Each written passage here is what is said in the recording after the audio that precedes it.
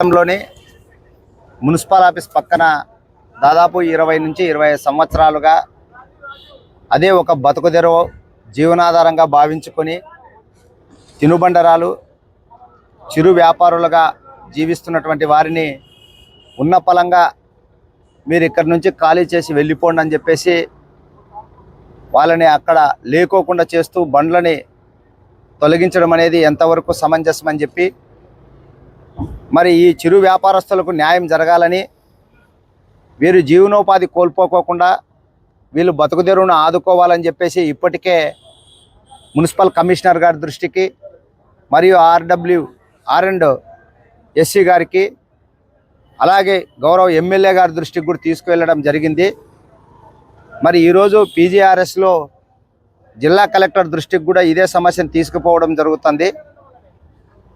మరి ఈ బాధితులు ఇప్పటికే వారం రోజులు గడుస్తుంటే వాళ్ళు చేసుకున్నటువంటి దినసరి అప్పులు తీర్చుకోలేక కుటుంబాలను ఎలా పోషించుకోవాలి, ఏ రకంగా బతకాలన్నటువంటి సందిగ్ధంలో ఉంటున్నటువంటి తరుణంలో వెంటనే ఈ చిరు వ్యాపారస్తులను ఆదుకోవాలని చెప్పేసి మేము అడగడం జరుగుతుంది. మరి జిల్లా కలెక్టర్ గారైనా ఎమ్మెల్యే గారైనా మున్సిపల్ కమిషనర్ గారైనా ఒకటే గమనించాలి, మీరు ఈ మధ్య కాలంలోనే ఇక్కడ అంటే ప్రజానాయకులుగా మారడమో లేకుంటే ఉన్నత అధికారులుగా ఉండడమో జరుగుతుంది. వీళ్ళు 20-25 సంవత్సరాలుగా అక్కడ బతుకుతున్నారు. మరి అటువంటి వారికి అన్యాయం జరిగితే ఏ రకంగా వాళ్ళు ఇబ్బందులు ఎదుర్కొంటారనేది అందరికీ తెలిసిన విషయమే. మరి బండ్లు అక్కడ పెట్టుకోకపోవడం వల్ల వీళ్ళు చేసిన అప్పుల వాళ్ళు దినసరి కంతులు కట్టాలని చెప్పేసి ఇప్పటికే ఇబ్బందులు కూడా పెట్టడం జరుగుతుంది. మరి ఎవరికి చెప్పుకోవాలి వీళ్ళు బాధలు వీళ్ళు ఇబ్బందులు అని చెప్పేసి ఒకవైపు ప్రభుత్వ నాయకులకు మరోవైపు జిల్లా ఉన్నతాధికారులని మేము అడుగుతున్నాం. మరి ఎవరు వీళ్ళకి న్యాయం చేస్తారు, ఏ రకంగా వీళ్ళు బతకాలనేది ఒక ప్రశ్నార్థకంగా మారిపోతుంది. మరి అధికారులు నాయకులేమో చెప్పే విధంగా చూస్తే మీకు న్యాయం చేస్తాం, నిజంగానే మీరు చాలా కాలం నుంచి అక్కడ బతుకుతున్నారని చెప్పేసి సానుభూతి మాటలు మాట్లాడుతున్నారు తప్ప వీళ్ళకి ఎవరు న్యాయం చేసింది అనేది కనిపించడం లేదు. మళ్ళీ వీళ్ళు కూడా అక్కడ ఈ 25 సంవత్సరాల కాలంగా ఊరికే బండ్లు పెట్టుకొని ఏం బతకలేదు. ప్రభుత్వానికి ఆదాయం చేకూర్చే విధంగా మున్సిపల్ అధికారులకి వాళ్ళు రోజువారీ పన్ను కూడా కట్టడం జరుగుతుంది. అంటే 10, 20, 50, 100 రూపాయల వరకు పన్ను కట్టే వాళ్ళు అక్కడ బండ్లు పెట్టుకొని జీవిస్తున్నారు. మరి వాళ్ళు పగులంతా అక్కడ ఏమన్నా ఉంటారా, లేదంటే ట్రాఫిక్కి ప్రజలకు ఏమన్నా ఇబ్బందికరంగా తయారైనారంటే అది లేదు. కేవలం సాయంత్రం 6 గంటల నుంచి 10 గంటల వరకే వాళ్ళు వ్యాపారం చేసుకొని వాళ్ళ కుటుంబాలను పోషించుకుంటున్నారు. మరి సాయంత్రం వేళల్లో ప్రజలు కానీ లేకుంటే ట్రాఫిక్ అంతరాయం లేని సమయంలో ఆ 4 గంటల సేపు వాళ్ళ జీవనోపాధి కోసం రోడ్డు మీద బండ్లు పెట్టుకొని వ్యాపారాలు చేసుకుంటుంటే అది కూడా వీళ్ళకి కంటగింపుగా మారిందో లేకుంటే వీళ్ళని ఇక్కడి నుంచి తరలిస్తే అక్కడ సప్తగిరి సర్కిల్లో ఉన్నటువంటి పెద్ద పెద్ద వ్యాపార స్థలాలకు సంబంధించినటువంటి భవంతులని పార్కింగ్ స్థలంగా వినియోగించుకోవచ్చు అన్నటువంటి ఒక దురుద్దేశంతోనే వీళ్ళని అక్కడి నుంచి తరిమేస్తున్నట్లుగా మాకు అర్థమవుతుంది. మరి అదే సప్తగిరి సర్కిల్లో ఉన్నటువంటి పెద్ద పెద్ద భవంతులు నిర్మించుకునేటప్పుడు వాళ్ళ పార్కింగ్ స్థలాన్ని కూడా వాళ్ళు ఏర్పాటు చేసుకోవాలనేది వాళ్ళకి తెలియదా? అది ట్రాఫిక్కో లేకపోతే నియంత్రణలో ఉండదా? మళ్ళీ ఉన్న పలంగా ఇట్లాంటి వాళ్ళని రోడ్డు మీద బతికేటోళ్ళని తరలిస్తే వాళ్ళు ఎక్కడ పోతారు, ఏ రకంగా బతుకుతారు అనేది వీళ్ళకి అర్థం కాదా? ఖచ్చితంగా 25 సంవత్సరాలుగా ఎవరైతే అక్కడ బండ్లు పెట్టుకొని జీవిస్తున్నారో వాళ్ళు యథావిధిగా బండ్లు పెట్టే విధంగా ప్రభుత్వం కానీ లేకుంటే అధికారులు కానీ వీళ్ళు తొందరగా నిర్ణయం తీసుకొని వాళ్ళకి అక్కడ బతుకుదెరువు కల్పించాలని చెప్పేసి మేము ఆ వ్యాపారస్తులకు అండగా నిలబడుతున్నాం.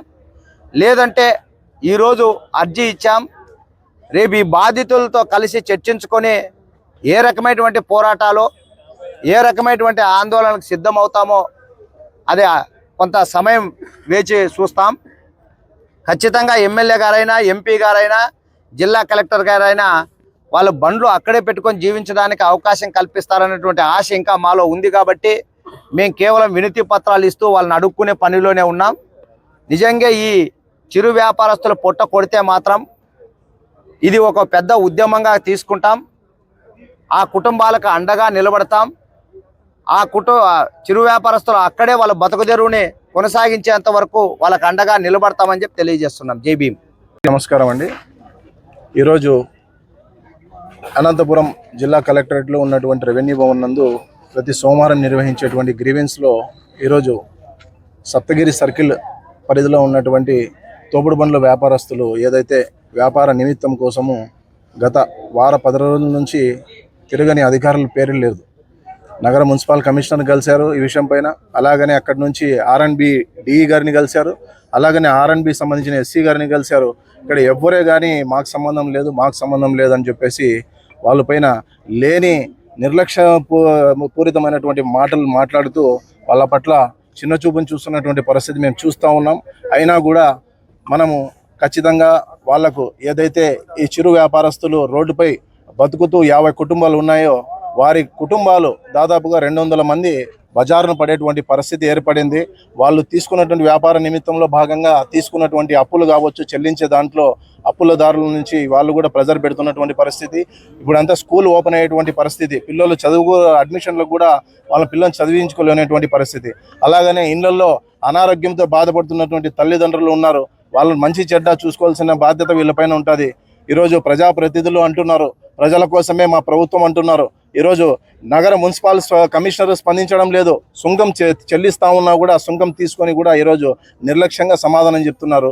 అలాగనే మన నగర సంబంధించినటువంటి అర్బన్ ఎమ్మెల్యే గారు దగ్గుబాటి ప్రసాద్ గారి దృష్టికి కూడా ఈ సంబంధించిన అంశాలని తీసుకొని వెళ్ళేసి కలిశారు. అక్కడ చిరు వ్యాపారస్తులను ఆదుకోండి సార్ అనేసి ఆయన కూడా సానుభూతి చూపించారు తప్ప దానికి పరిష్కార మార్గం లేదు ఇంతవరకు. అలాగే ఈరోజు గ్రీవెన్స్లో జిల్లా కలెక్టర్ గారిని కలవాలనేటువంటి ఆలోచనలో భాగంగా ఈరోజు 50 మంది కూడా చిరు వ్యాపారస్తులంతా కూడా ఇక్కడికి కలవడానికి రావడం జరిగింది. కలెక్టర్ గారు అందుబాటులో లేకుంటే డిఆర్ఓ గారిని కలిసి అక్కడ ఉన్నటువంటి వాస్తవ పరిస్థితిని అంతా కూడా కలెక్టర్ దృష్టికి తీసుకొని పోవడం జరిగింది.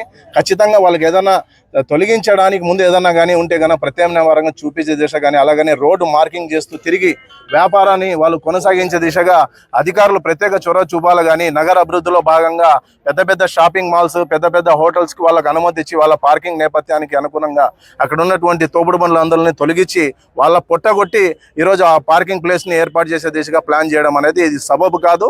ఇలాగే ఉంటే కనుక ఖచ్చితంగా ఒక భవిష్యత్తు కార్యాచరణతో గట్టిగా బుద్ధి చెప్పే కార్యక్రమం అనేది చేపడతామనే విషయాన్ని తెలియజేసుకుంటూ త్వరగతిన వెంటనే ఈ యొక్క విషయం పైన ప్రజాప్రతినిధులు కానీ, ఎమ్మెల్యే గారు కానీ, కమిషనర్ కానీ, కలెక్టర్ గారు కానీ ఒక బాధ్యతాయుతంగా వీళ్ళపైన ఒక మానవతా దృక్పథంతో స్పందించి వీరి యొక్క వ్యాపారాలను కొనసాగించే దిశగా చర్యలు చేపడతారనేసి మేము కాంగ్రెస్ పార్టీ ద్వారా డిమాండ్ చేస్తా ఉన్నాం అనేసి తెలియజేస్తున్నాం. Thank you.